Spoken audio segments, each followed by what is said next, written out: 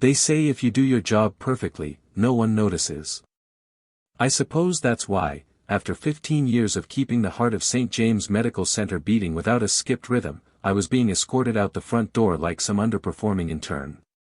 Logan Barrett sat behind the mahogany desk that once belonged to Dr. Harrison, a man who understood that in a hospital, reliable systems mattered more than flashy dashboards. Logan, though, had other priorities. His polished MBA certificate glinted on the wall behind him, the sun catching the gold leaf lettering like it was some divine endorsement of his authority. "Daniel," he began, folding his hands on the desk like he'd practiced this moment in a mirror. "Your dedication to this hospital is undeniable. But it's time for change. The board believes your methods are outdated. We need to embrace modernization. Cloud infrastructure. AI-driven analytics. Helix Solutions is already preparing the transition." Outdated. That word hung in the air like a bad smell. I kept my face unreadable. This wasn't the first time a man in a tailored suit dismissed the value of experience. But it was the first time it cost me everything. Logan slid a crisp folder across the table. 2 months severance. Standard NDA. I'm sure you understand. Oh, I understood. I understood that he hadn't sat through a single midnight server crash, hadn't felt the icy dread when the emergency backup systems kicked in during the blackout of 2020. I understood he had no idea what it meant to hold patients' lives in the lines of code you wrote at 3 a.m. I reached up, unclipped my ID badge from the lanyard, and placed it neatly on the desk. "The master passwords are documented and stored in the secured vault," I said, my voice even, my pride packed away with the rest of my belongings. Logan smiled, his first of the entire meeting. "I'm glad you're taking this professionally, Daniel. Change is hard, but it's necessary." I stood without another word and headed for the door. As I reached the end of the hallway, my gaze flicked toward the reinforced steel door labeled Server Room Omega. Behind that door, deeper than any architectural blueprint acknowledged, sat something no one else knew about. The fail-safe. The last line of defense.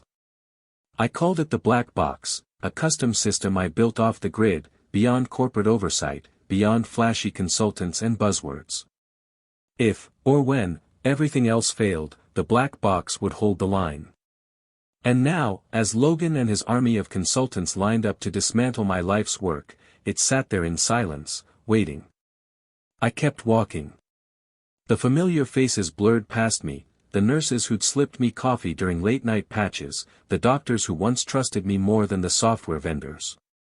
Their eyes were heavy with something unspoken. Pity. Regret. I didn't need either. Outside, the early spring breeze cut through my coat. I loaded my cardboard box of coffee mugs and family photos into the passenger seat of my pickup. For a long moment, I sat there, fingers wrapped tight around the steering wheel.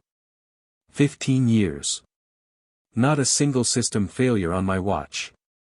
And yet, in 20 minutes, it was as if none of it ever happened. I glanced once more at the hospital before driving away, my eyes catching the faint outline of the server wing through the windows. They thought I was obsolete. But they hadn't found the black box. And when their bright, new world started to crumble, they'd know exactly how wrong they were. I pulled onto the highway without looking back. But in the rearview mirror, just for a second, the reflection of that steel door seemed to linger, like a silent promise waiting to be fulfilled. Exactly 7 days. That's how long it took for the cracks to split open and swallow everything whole. I heard about the first incident before my morning coffee even had a chance to cool. A frantic message from Dr. Aaron Patel, the seasoned cardiologist who still wore compassion like a badge of honor. "Daniel, the ER systems went dark. We couldn't access patient allergy records. Almost administered penicillin to a man with a known anaphylactic history. Barely caught it in time. By noon, the calls multiplied. The surgical theater had to postpone a critical heart bypass because the patient's medical records were missing. Not just slow to load. Gone. And then came the worst of them all, an expectant mother in the maternity ward, her blood pressure spiking uncontrollably. The fetal monitor disconnected mid-procedure, and with no access to her historical vitals, the attending physician nearly lost both lives before they stabilized her manually. I sat by my kitchen window, phone buzzing so frequently it felt like a second heartbeat. On the table lay the same cardboard box from my office, its contents untouched. My daughter Megan's college graduation photo leaned against my old system schematics. Catherine's locket, my late wife's, lay atop them all like a weight I couldn't move. The irony wasn't lost on me. I had built an empire of fail-safes, redundancy protocols, backup chains that withstood storms and ransomware. And now, the shiny modernization was crumbling under its own arrogance. The caller ID flashed again. Logan Barrett. For the third time today. I let it go to voicemail. Again. But with every ignored call, the question gnawed deeper into me. Am I punishing the right people by staying silent, or am I condemning the innocent? I stood up and paced the length of the room, the old floorboards creaking under my steps. The memory of Catherine's voice echoed faintly in my mind.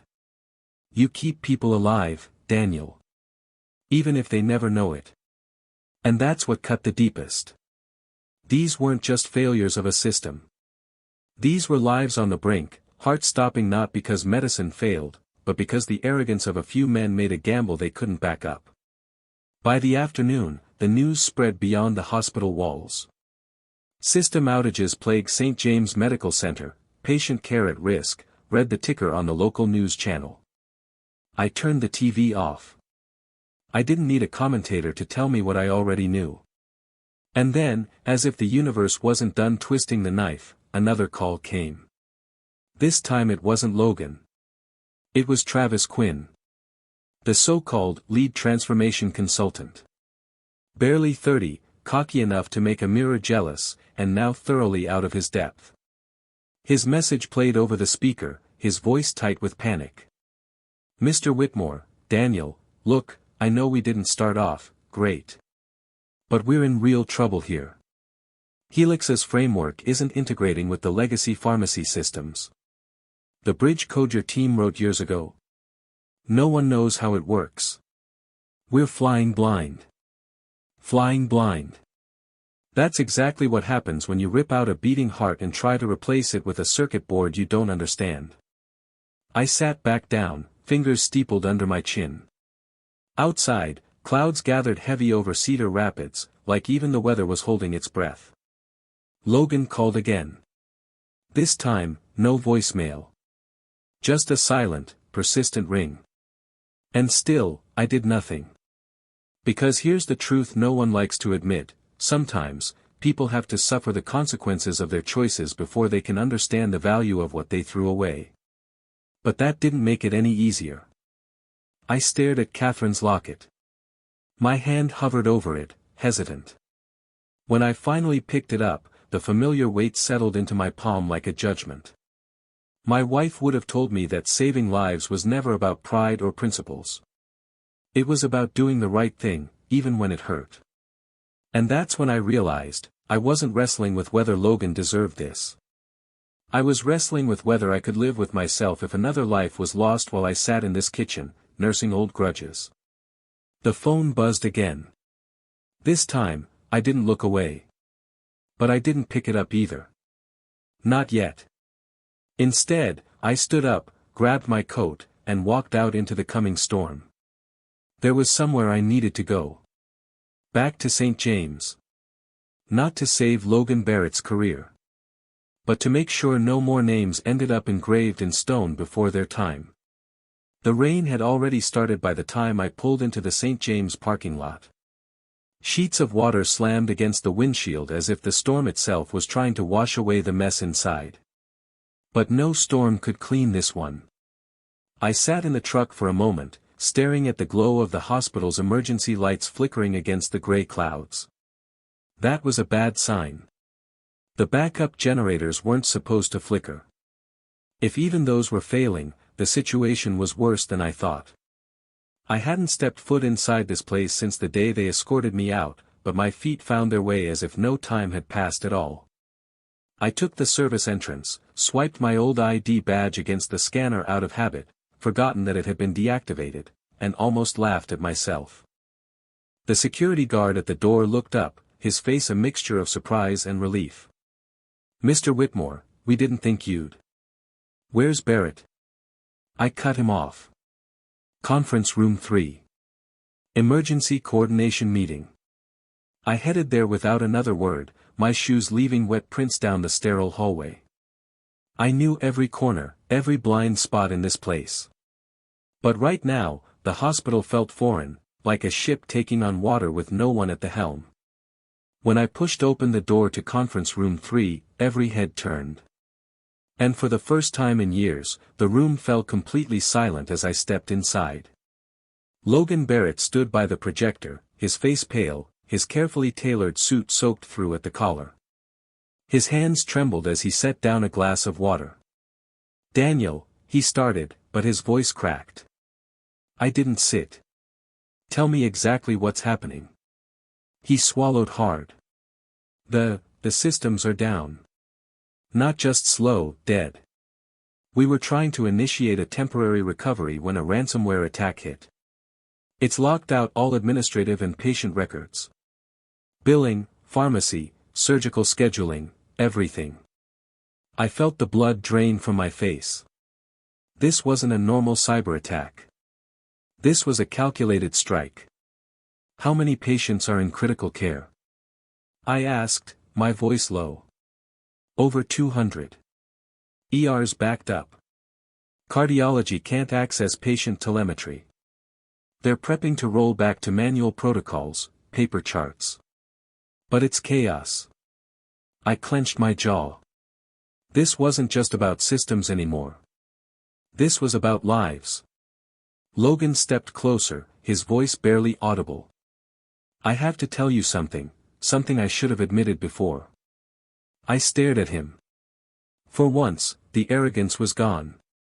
What I saw now was desperation. He took a shaky breath. "Helix Solutions promised us massive upfront savings if we migrated all patient data to their proprietary cloud.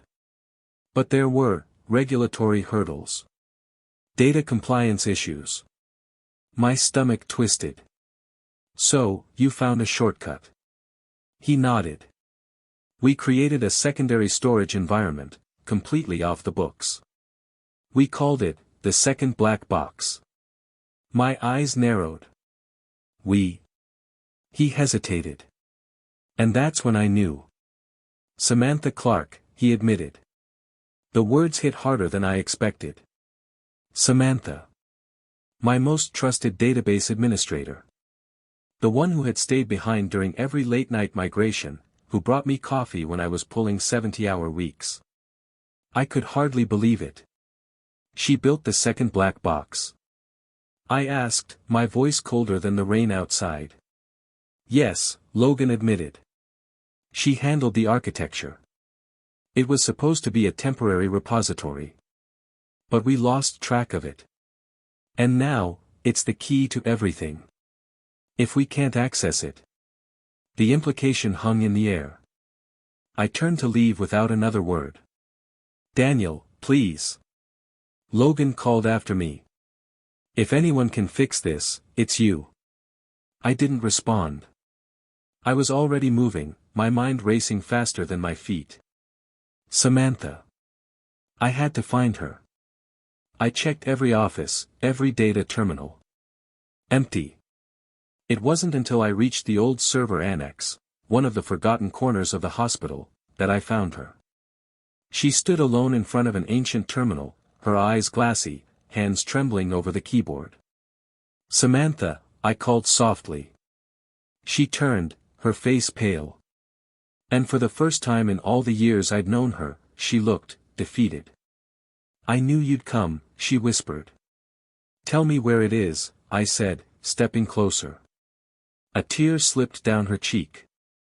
"I didn't mean for it to go this far, Daniel. I was tired of being invisible. You always led the projects. You always got the credit.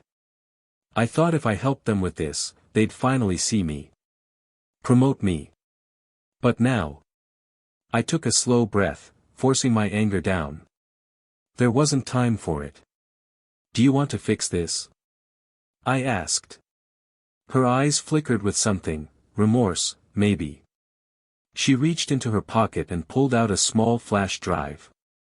I left a back door, she admitted quietly. I couldn't just watch everything burn. My fingers closed around the drive like it was a live wire. It's buried in the core systems, she continued, her voice shaking. Encrypted under a failsafe I wrote myself. I never told anyone. If anyone deserves to reset this, it's you. I stared at her for a long second. And despite everything, I believed her. Without another word, I turned and headed for server room Omega. The hospital's heart still beat, barely, but the black box was my final card. Inside the server room, it was like stepping into the past. The hum of machines felt almost comforting. Familiar. I slotted the drive into the master console. Lines of code poured across the screen. Samantha had hidden her backdoor deep, layered with enough obfuscation to fool even the most advanced AI-driven diagnostics. But I didn't need AI. I had something better. I had history. My fingers flew across the keyboard, bypassing trapdoors, defusing logic bombs. Every security measure she'd written, I unwound like untangling a knot I'd tied myself years ago. And then, access. I initiated a full system rollback. Bypassed the ransomware encryption through the core recovery protocols I had secretly embedded into the black box years ago, failsafes no one even knew existed. One by one, system indicators lit up green. Cardiology. Radiology. ER. Pharmacy. It worked. The black box had held. By the time I returned to the control room, Logan was pacing like a man on the edge of a cliff. When he saw me, his eyes went wide. It's done, I said simply. Logan sagged against the wall like someone had cut his strings. For the first time in days, the hospital's heart was beating again. But deep down, I knew, this wasn't the end. It was just the beginning. 2 days later, I stood once again in the same boardroom where Logan Barrett had once sat so confidently, spinning tales of progress and innovation. This time, the air was different. He wasn't at the head of the table. He wasn't even seated. Logan stood near the window, hands clasped behind his back, shoulders tense like a man waiting for the inevitable drop of the axe. The members of the hospital board filed in one by one, their expressions grim. Dr. Eleanor Hughes, acting chairwoman, settled at the center seat and gave me a small, almost imperceptible nod. Mr. Whitmore, she began, her voice carrying the weight of finality, you requested this emergency hearing. The floor is yours. I connected my laptop to the projector. The lights dimmed, and the screen flickered to life with a diagram no one had ever seen before, at least, no one outside of my old team. This, I began, my voice steady and loud enough to cut through the tension, is the real infrastructure map of St. James Medical Center. Not the sanitized, incomplete version provided during the modernization audit. The diagram lit up with glowing arteries of interconnected systems, custom-built databases, legacy platforms integrated with modern APIs, security protocols layered like a digital fortress. This system isn't outdated, I continued. It's specialized. It was designed over 15 years to meet the exact, complex needs of this hospital, needs that no off-the-shelf platform from Helix Solutions could ever replicate. I clicked to the next slide. This, I said, pausing as the words loaded on screen, is the internal correspondence between Mr. Barrett and Ms. Samantha Clark. Gasps filled the room. The email chain appeared in full view, dates, timestamps, subject lines. The first email was from Logan. Proceed with the secondary data environment. Accelerate migration. Risk assessments are a formality, priority is achieving cost savings before the next quarterly report. Followed by Samantha's reply. Understood. Will ensure assessment reports highlight system vulnerabilities per your request. The board members shifted uncomfortably. Dr. Hughes leaned forward, her expression dark. Mr. Barrett, she said, her voice sharp as a scalpel. Do you deny these communications? Logan turned from the window. His face was pale, eyes hollow. No, he said quietly. I don't. That was it. No excuses. No grand defense. Just the admission of a man who knew the end had come. Effective immediately, Dr. Hughes announced, her voice unwavering, Logan Barrett is relieved of his duties as Chief Executive Officer. The board will initiate termination proceedings and notify the State Compliance Board regarding this violation. Logan didn't argue. He simply nodded, his shoulders sagging as he walked out of the room, a ghost of the man who'd strutted through these halls not long ago. And Ms. Clark, one of the board members asked. I took a slow breath. She's already been suspended from her duties. I believe an internal investigation has been launched, but based on the evidence, this will likely escalate to a legal inquiry. The room was quiet for a long moment before Dr. Hughes turned her attention back to me. Mr. Whitmore, she hesitated briefly, her eyes searching mine. Daniel. This institution has suffered because it failed to value the very experience that kept it alive. The board has voted unanimously to offer you the position of Chief Technology Officer, effective immediately. For the first time in 15 years, the quiet man in the server room was no longer invisible. I stood there, feeling the weight of every sleepless night, every unseen crisis averted, every life quietly saved through lines of code no one ever bothered to thank me for. And now, this. Recognition. Responsibility. A chance to finally protect this hospital not just from failing systems, but from failing leadership. I accept, I said, my voice steady. But if we're going to rebuild, it has to be done right. No shortcuts. No chasing shiny solutions while ignoring the foundation. We build stability before we chase innovation. Dr. Hughes smiled for the first time that day. Agreed. As the meeting adjourned and I walked out of that boardroom, this time through the front doors, not the back, I felt something I hadn't in years. Hope. This wasn't just about fixing code or hardware anymore. It was about making sure no one else ever forgot that experience matters. And that sometimes, the old systems, are exactly what keep the heart beating. 6 months can pass in the blink of an eye, or stretch out endlessly when you're rebuilding something from the ground up. At St. James, it felt like both. Every corridor, every system log, every server rack had been combed through and rebuilt under my watch. The Chaos Helix solutions left behind was monumental, but it was also a blessing in disguise. We tore out the unstable patches, redesigned the architecture from scratch where it was needed, and, most importantly, preserved what worked. When the Healthcare Technology Association announced that St. James had earned their Excellence in Medical Systems Innovation Award, the board held a ceremony, complete with polished speeches and a silver plaque now displayed proudly in the hospital's main lobby. I accepted their handshake, endured the photographs, even stood for a rare interview, though I'd always preferred the soft hum of server rooms to the sharp flashes of cameras. But now, as the celebration faded and the evening settled into silence, I found myself exactly where I belonged, on my back porch, a steaming cup of coffee warming my hands against the cool autumn breeze. The city lights blinked faintly in the distance, but my eyes weren't really focused on them. On the small table beside me sat my new ID badge, the letters etched clean and bold. Daniel Whitmore, Chief Technology Officer. Funny how something so simple could weigh so much. I leaned back in the chair, exhaling slowly as the faint scent of rain mixed with the bitterness of my coffee. This wasn't about the title. It was about having a voice that mattered, a seat at the table when decisions were made, not so I could revel in authority, but so I could make damn sure no one like Logan Barrett ever gambled with lives again. The phone buzzed once, a soft vibration against the wood of the table. A message from Jennifer Walsh. Logan just landed the CEO spot at a new healthcare tech startup. Looks like the lesson didn't stick after all. I stared at the screen, then slowly set the phone down without replying.